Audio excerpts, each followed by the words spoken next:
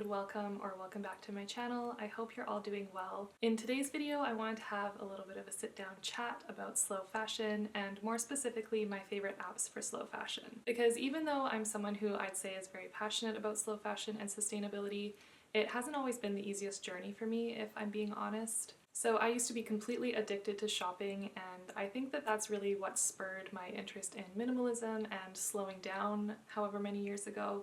But it's still something that I struggle with from time to time, and I think at the end of the day, we're only human, and especially in today's world, we are constantly being bombarded with ads telling us that we need this new thing or that new thing, especially around this time of year with all of the Black Friday madness and the holiday season coming up. And these ads are specifically crafted to target our basic human psychology and emotions, and they often use fear as a motivator. So for example, you need this eye cream, otherwise you're going to get wrinkles, etc., etc. And I should know because I used to work in market research, which is basically an industry which is dedicated to understanding consumers and getting them to purchase your products. And not only that, but I think a lot of us have this tendency towards, keeping up with the Joneses, and comparing ourselves to others, which is a lot more difficult to ignore these days with social media, where we are constantly seeing what's essentially a highlight reel of someone else's life. And then we end up comparing ourselves to something that's not necessarily even based in reality. All of that is to say, it can be really hard to ignore all of that and really stick to slow fashion sometimes. And it's okay if you need a little bit of support here and there, which is where these apps come in. So the two main things that I struggled with on my slow fashion journey were, one, understanding which companies were okay to purchase from and which ones didn't maybe align so well with my personal values. And this is something that I've kind of gotten a handle on now because I'm a lot more familiar with ethical and sustainable brands. And for me personally, it's something that doesn't necessarily apply as much nowadays because I make a lot of my own clothes myself, and I'm not necessarily purchasing a lot of ready-to-wear clothing. And if I am purchasing ready-to-wear clothing, I'm often buying it secondhand or trading for it, which we will get to later. And the second thing that I really struggled with was just generally reducing my overall shopping habits and consumption, especially impulse purchases. And this is something that I definitely still struggle with to this day and consistently need to work on. So all of these apps that I'm going to tell you about today help with either one or both of those things. So if you're in the same boat and have kind of struggled with similar things, then you're in the right place. And I'm sure that a lot of you have heard of at least some of these apps, but I'm hoping that you might still pick up some tips and tricks for how I use them specifically. So without further ado, let's jump into it.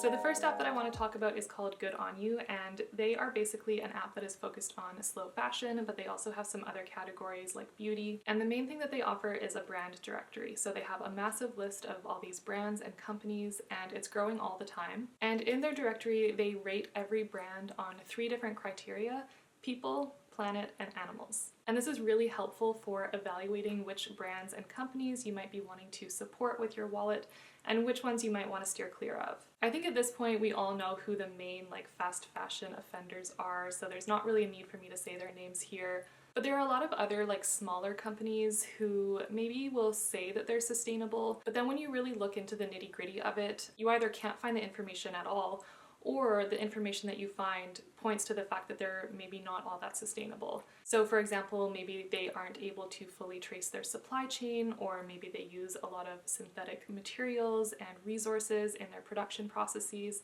and this is otherwise known as greenwashing. So Good On You is great because it kind of takes all of the work out of doing that research and does it for you, so that you don't have to go digging for that information. Because as you can imagine, if a company is not really all that sustainable or ethical, they're not going to just, have that listed in big bold letters on their website. They're going to try and keep that information as hidden as well as they can, especially because sustainability and ethical production are a lot more important to consumers nowadays. And that's why it's really nice to have this unbiased third party who does all of that research for you and that you can trust and that you can go to for information when you're deciding whether you should purchase from a company or not. So I mentioned that they rate each brand on 3 different criteria, and then based on that criteria, they'll give each brand an overall rating out of 5.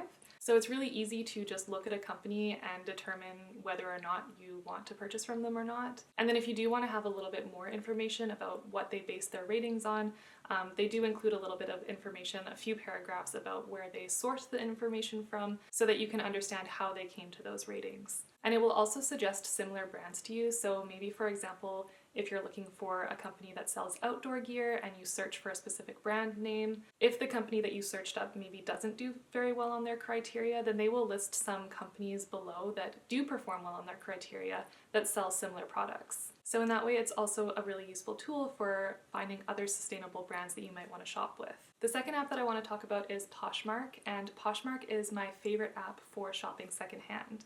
Obviously, when I'm shopping secondhand, the best option is to go to a local thrift store and shop in person. But Poshmark is great if you're looking for something specific, or maybe you don't have as much access to good local thrifting. And there are a lot of secondhand shopping apps out there. So there's Depop, Vinted, Marketplace, but Poshmark is the one that I've just had the best experience with personally. I think in comparison, they do have quite high selling fees, but I just like their level of customer service, and I like that they kind of handle all of the shipping. So for me, you kind of get what you pay for with Poshmark. And I also find that they just have a really large user base, which makes it really easy to A, find what you're looking for, or B, sell your own items. So I actually would say that I use Poshmark more for selling as opposed to purchasing, because decluttering your closet can be kind of hard, and it can sting a little bit, especially if you maybe spent a lot of money on a thing that you just didn't end up wearing very much and you don't want to just give it away or donate it. It's still maybe in really good condition and worth a bit of money. So selling it can kind of encourage you to declutter something that you don't need anymore, because at least you're making a little bit of money off of it. And you're also making sure that it goes to someone who is probably going to get some use out of it. So someone else gets something that they want, I get a little bit of money, and I also keep my things from just being donated. Donating can be really great, but at the same time, there's just such a high volume of clothing being donated all the time that thrift stores really can't keep up. And if the items don't sell, they can end up getting shipped overseas and creating these huge landfills or disrupting local economies. So the best thing to do in order to declutter is actually to find another way to rehome or repurpose what you have, whether that's selling it, trading it, upcycling it, repurposing it. Yeah, I try not to donate as much as I can and just try to keep things like circular within myself. Which leads me to my next app that I want to talk about, which is Lucky Sweater. So Lucky Sweater is a trading app, which is basically like this huge online clothing swap. So instead of just selling and purchasing, you list your items for trade, and then you can swap them with people all around the world. And they recently did just introduce a selling option, but I think it's limited to just like 1 day a week. So the focus is still really on trading. And so far I've had a really great experience with this app.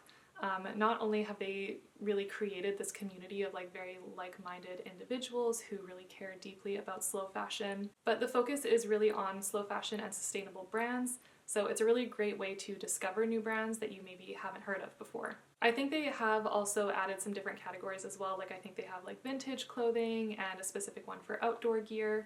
I actually use the me-made category a lot, which allows me to trade some of the items that I've made myself that I'm not necessarily getting as much wear out of anymore, and isn't something that I could necessarily sell because I'm not sure that people would really be interested in something like that, whereas the community that they've built on Lucky Sweater is very much interested in both slow fashion brands, but also pieces that are maybe slowly made by an individual person.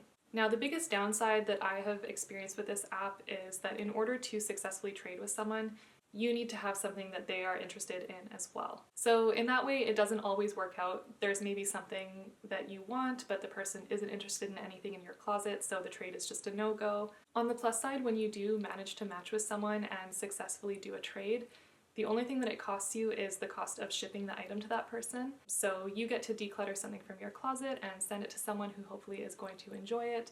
And then in return, you also get something new from them, which hopefully you can give new life to as well. So it's a win-win scenario. The next app that I want to talk about is Stylebook, and I love Stylebook so much. It's one of my favorite apps of all time, and if I could only keep one app on this entire list, it would probably be this one. Except that's kind of hard to say because I get a lot of use out of all of the apps and I wouldn't want to give any of them up. But if you made me choose, it would have to be this one.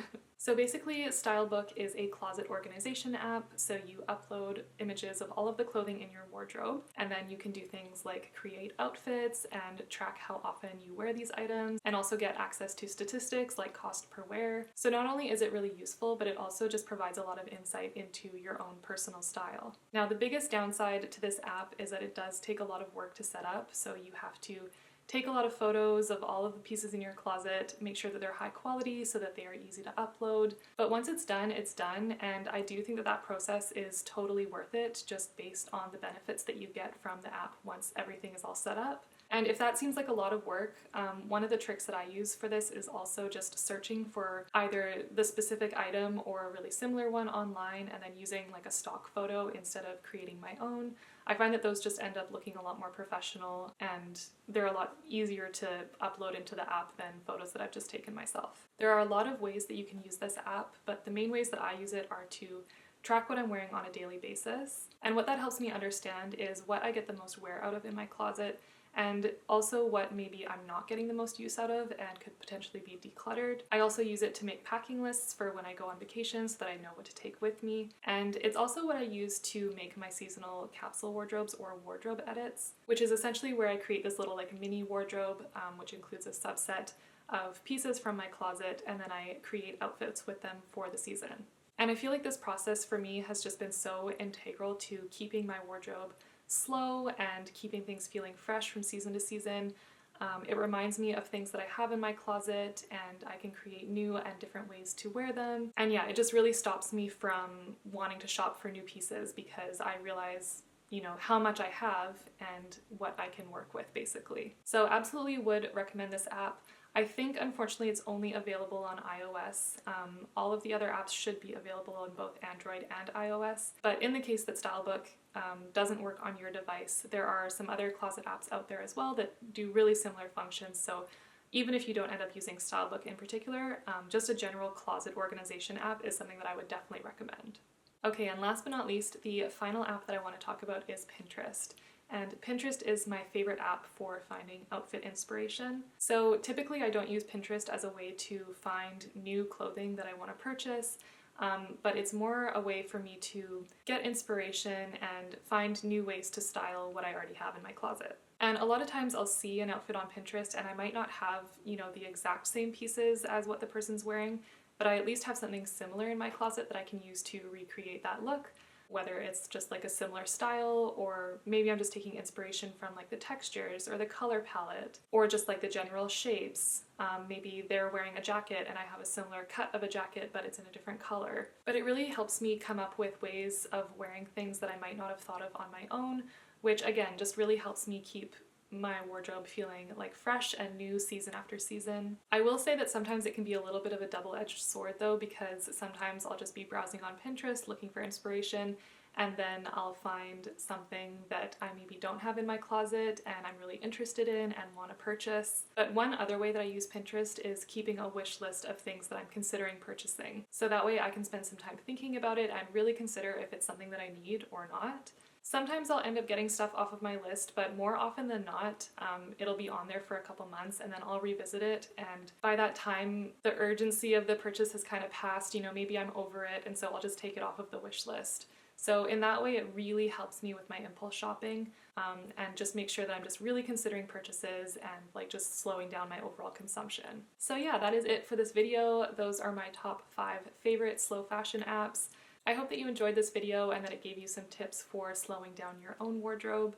If you have any tips that you'd like to share, or perhaps some other apps that you use for slow fashion, definitely list them in the comments below so that we can all go have a look at them. Please don't forget to like this video if you enjoyed it, and also subscribe to my channel if you'd like to see more like this in the future. Thank you so much for watching, and I hope to see you in the next one.